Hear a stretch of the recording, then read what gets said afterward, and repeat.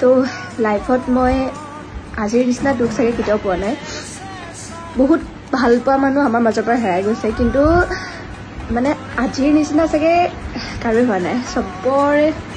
অসমবাসী চকু পানী উলিয়াই জুবিন দা গুচি গ'ল আমাৰ মাজৰ পৰা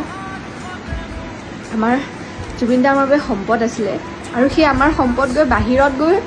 ঢুকাইছে কেনেকুৱা মানে দুখ লগা এটা কথা মানে ক'বলৈও ভাষা নাই মানে ইমানেই বেছি বেয়া লাগিছে কিনো ক'ম এতিয়া আমি ওলাইছোঁ জুবিন দাৰ শ্ৰদ্ধাঞ্জলি অনুষ্ঠান আছে আমাৰ ইয়াতে পাতিছে তো তালৈ যাওঁ আৰু কিনো ক'ম জুবিন দা সদায় আমাৰ মাজত জীয়াই থাকিব লাভ ইউ জুবিন দা আমাৰ সম্পদক আমি সদায় জীয়াই ৰাখিম আৰু তেওঁ প্ৰত্যেকটো গান শুনিলে আমাৰ তেওঁলৈ মনত পৰিব তো তেওঁ